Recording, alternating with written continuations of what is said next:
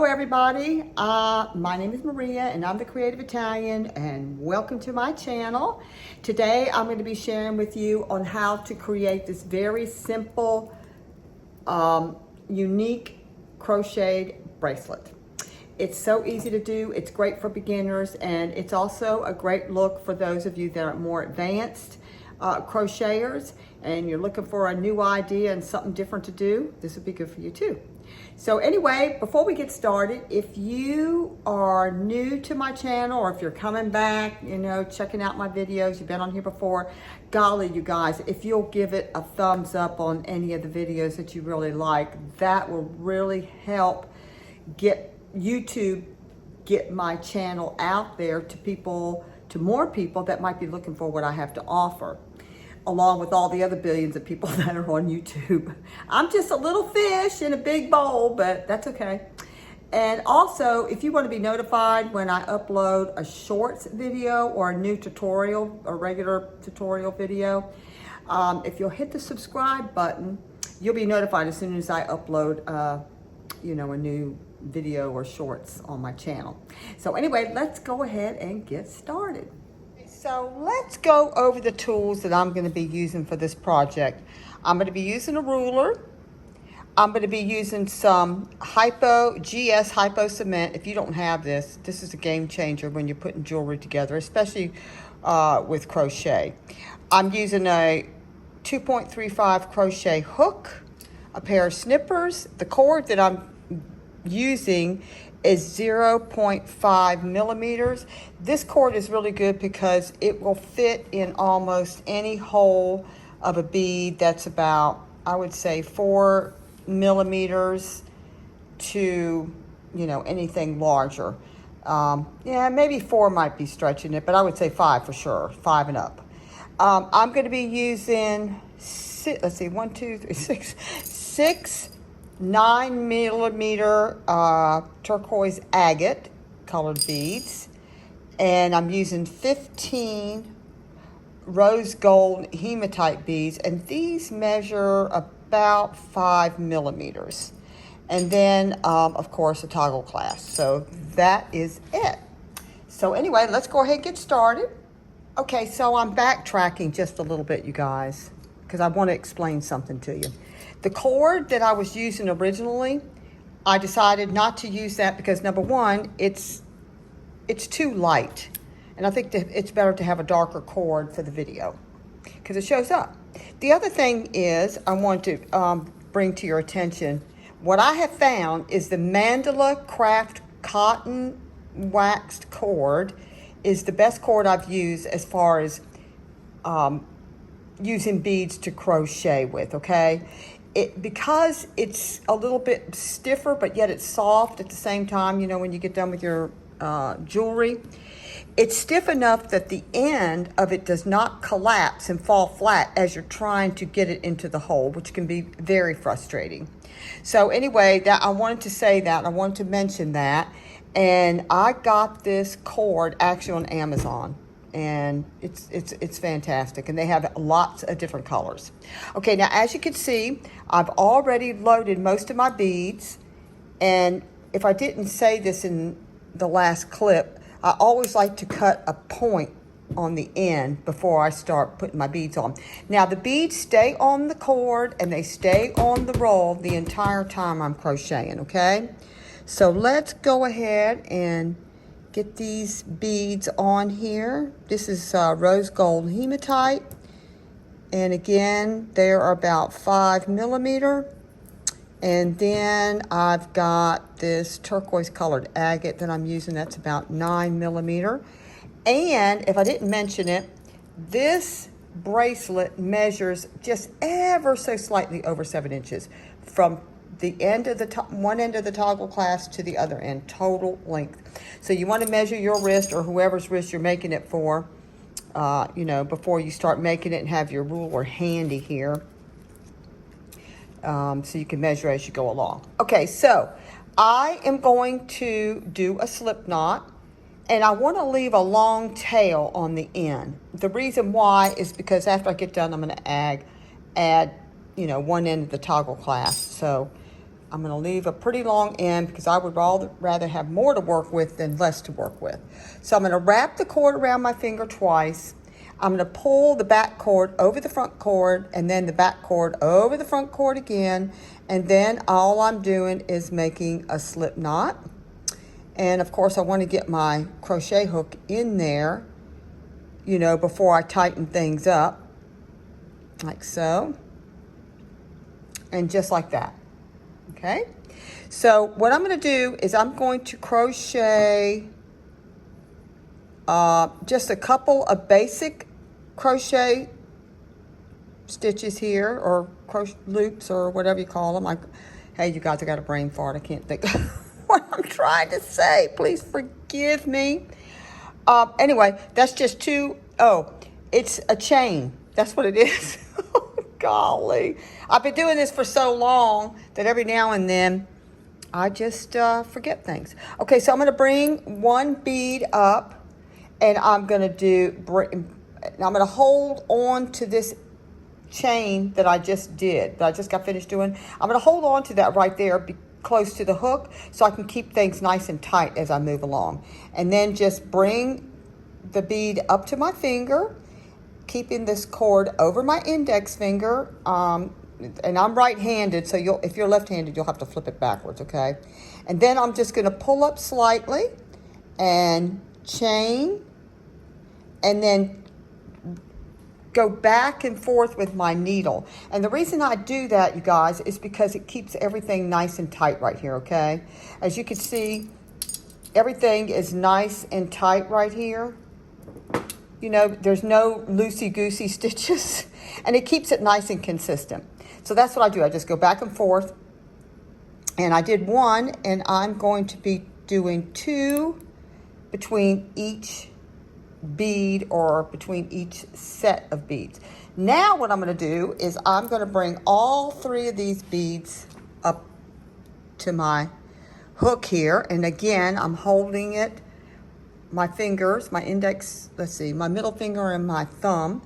I'm holding it underneath the hook so I can keep it nice and tight. And now I'm going to bring the cord up. I do not want to bring the cord up past this bead. And the reason why is because it won't look like a nice curve like this. They'll be more spread out. So I'm going to bring it up just about to the top of that bead.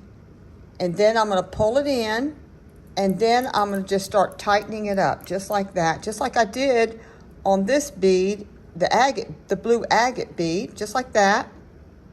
Okay, I lost it.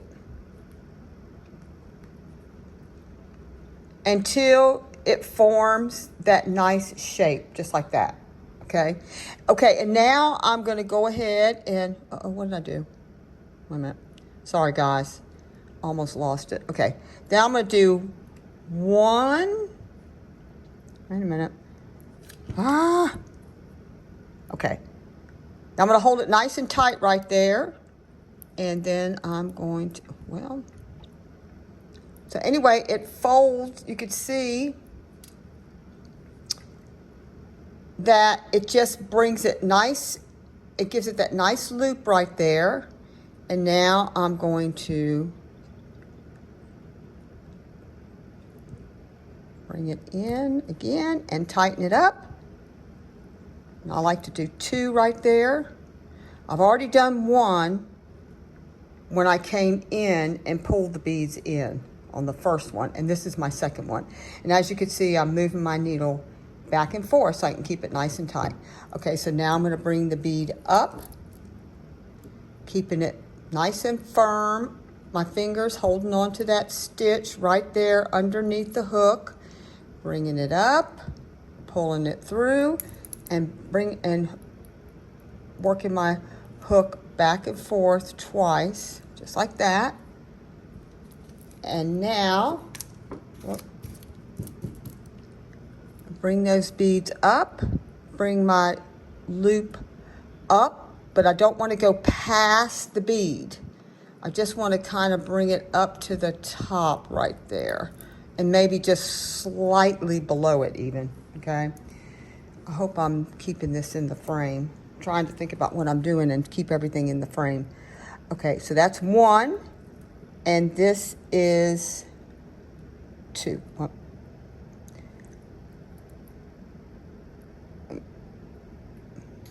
Whoop. There we go. Sometimes I get it so tight that I can't pull it through. I don't recommend that. You all saw what I just did. Don't do that. Don't get it so tight that you can't, you know, get your hook through the loop. Okay, so that's 2. And here I'm going to go again. 1, 2. That's 1, and then 2 with the hook, moving the hook back and forth, and then again 1, 2. And then drop the beads down. I think I need to undo that. Drop the beads down, close to the other bead, bring the cord up, almost to the top of that last bead right there. And then move it back and forth, and then pull through again. Ah, voila, I did it without doing it so tight. On that other one, I did it so tight I couldn't even get it through. I was over-exaggerating it for you guys. That's what I was doing. Okay, and then, again, come up, pull through, tighten it up, pull through, tighten it up. Now, you can use a smaller crochet hook if you want to. It's totally up to you. I try to use a hook that's close to the size cord that I'm using. Okay, there again, I came up, and then I'm going to come through, tighten it up. See how easy this is? It is so easy. And the great thing about it is you can use any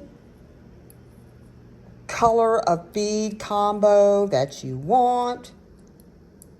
That's what's so much fun about it. I just think it's a great look. And you can also do a necklace. Now, I have done a necklace here. I do have a video on a necklace that I did with this technique. It's one of my earlier videos.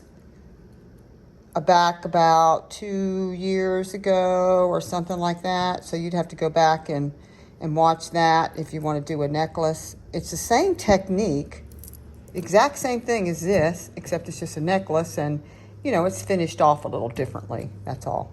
And it's bigger and it's longer. Okay, so here's my last one coming up. 1, 2, and 1, 2. Now, if you're new to this and you don't get your beads quite as tight and quite as even, like if some are a little bit looser and have more space in between, do not worry about that. Do not stress out about that, fret about that, get disappointed in that, because it does take practice, okay? So just keep practicing the technique, and believe me, it will not take long at all to get it, you know, where everything is nice and firm and evenly spaced out and all that kind of stuff, okay? So even as long as I've been crocheting, sometimes I still, you know, I have my moments like everybody. Okay, so here we go. I'm going to roll off quite a bit of this cord. You know what? It's always better to have more cord than what you need than not enough. And I'm just snip that off. And see, I'm going to go ahead and just pull through just like that. And then tighten that up really good. Tighten that up. Okay, so here, let's see. Right here, I'm going to add the clasp on. Let me get this situated. I got it all cattywampus. Okay, if that's a word. It's a word to me anyway. Okay, so we got our beads on here. And now what I'm going to do is I am going to, you know what, see this longer area here? This is short, this is long. I want this long end to be on that end. So all I'm going to do is just flip it around. And see, we've got some more chains on here. We did a couple of chains in the beginning. And I did that because I'm going to add the opposite this part onto this end where more of the chains are, because it gives it more leeway, and it's easier to get it through the toggle like so. I hope I'm making sense. I don't want this to be too close to the bead, because then it'll be harder to get it through the whole of the toggle. I guess that's what I'm trying to say, you guys. Please forgive me. Okay, so anyway, so your long, where you have more chains is where you want to put this piece of your toggle, and then the clasp itself goes on the opposite end, because it's going to go a little bit closer to the bead. Okay, so all I'm going to do is I'm going to just run it through this hole here, whatever kind of toggle you guys are using of your choice, and I'm going to tie 3 knots, and I want them to be as, fairly close to that bead right there. I want a little bit of wiggle room, okay? I want a little bit of wiggle room, but I don't have to have a lot. There you go, that's 1. There's 2. And I like to do it so that the knots sit on top of each other. In other words, they're not spread out. They're not spread out into here. I like the knots to sit on top. It just gives it a little bit more security. And I'm going to tell you what, my bracelets, my crochet bracelets and necklaces, they hold up really, really good. And these are some techniques that I have kind of figured out on my own, trial and error, and wearing my jewelry, and it just lasts forever. Okay, now on this end, I'm going to do the exact same thing. I want the knots to kind of sit on top of each other a little bit. Well, I take that back, you guys. They're kind of, sort of going to sit on top. They're going to sit on top of this. They're going to sit on top of the other chain that's on this end. Here, let me see here. Right there. Okay. I'm going to make that really tight. The knots are going to sit on top of these chains. I'm going to do like 3 or 4 knots, and I'm going to work them down this area right here. That's how I'm going to do it. And that seems to give me a little bit more security there. I just come down just below that knot, right up under the toggle here. I just kind of bring it down and then tighten it up. And then all I'm doing is just working down towards the blue agate bead. Whoop. Right there, just like that. Just like so. So you can see that's up underneath the previous knot. So what it does is just makes this area thicker and a little bit heavier and more durable. Not heavier, but that's not the word, because it's not heavy. More durable. That's the answer. That's the a better word to describe it. More heavy. No, more durable. Okay. So anyway, depending on how long this is, will determine how many knots you go down, right? So once I get done with that, before I cut the cords, I get my GS Hypo Cement, and I put some of that right there where the knots are. I give just a really good coating on the top and underside, like so. And I do the same thing right here. I do the same thing, the top and underside, and then flip it over and do a nice coating right there. Now, it does take a few minutes for the Hypo Cement to dry. Whoop, excuse me. It does take a few minutes for it to dry. However, while it's drying, let me show you a little trick that I didn't even think about until just now. If you'll take either your bent nose pliers, or if you don't have that, that's okay, no big deal. If you have some needlepoint pliers, as a matter of fact, the needlepoint pliers might work better. What I do is I go in and I just squeeze those knots and the GS Hypo Cement together. I just kind of squeeze it in like so, just like that. It just kind of presses everything together and gives it just more durability. Then, just giving it just a few minutes to dry, I'll go in and I'll snip off that cord close to the knot, just like that. And then I will take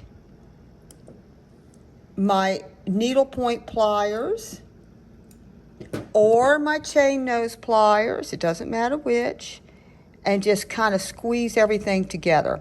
See how it just forms a nice, tight, secure knot right in there? And then also you can't see where I snipped it off. So that's what I do on that. So that's it. That's all there is to it, you guys. It's so easy. And this one measures, looks like it measures about the same length. Maybe off just a teeny tiny bit. But like I said, it is just slightly over 7 inches. Yeah, you could see it's right there. And this one is, actually this one turned out longer because my stitches were looser probably, most likely. Yeah, so but that's okay, you know, because I'm doing this just for the video anyway. It's not for me to wear, or it's not for anybody in particular. So anyway, so as you're going along, go ahead and measure before you finish, before you cut everything off of your spool, so that if you have to remove some beads as you're going along, or maybe even add some beads as you're going along, you can do that before you finally finish, okay? So anyway, I think that's it. Okay, I hope you enjoyed this tutorial, and let's, I'm just gonna stop right here just for a second. So anyway, I hope you all enjoyed that tutorial. And if you have any questions about any of my videos, including this one, just leave it in the comments. Or if you have any ideas and you'd like to see some things you don't see on my channel, leave those in the comments. And listen, you guys, I respond always in less than 24 hours. I do. Unless Google doesn't, or YouTube rather, unless they just don't send me a notification, then I don't. Because as soon as you make a comment or a question or whatever, YouTube emails me a notification to let me know that you've done that. And I stay on top of that. I do. So if something happens and you don't hear back from me, it's because I didn't get the notification, you know? So do it again if you haven't heard from me in 24 hours, okay? Because I really am adamant about that, okay? Because I want to help you guys out any way I can, okay? So anyway, again, I appreciate you watching this video. If you'll give me a thumbs up, YouTube will, the more thumbs up I get on my videos, then the more YouTube is willing to push out my information out there for people that might be looking for what I have to offer. And also, if you want to be notified when I upload a new video or a shorts video on my channel here, just hit the subscribe button. And the amount of followers I have helps too, for YouTube to kind of push my information out there. So, but all you subscribers, all of you guys that have subscribed to my channel, I really appreciate it. I really do, because I'm on here to help. I love what I do, and I hope you guys love my videos too. And hope you're having a great summer. I'm in Atlanta, and it's almost 100 degrees here today. It's too hot, you guys. But anyway, thanks again for watching, and we'll be back. Bye-bye.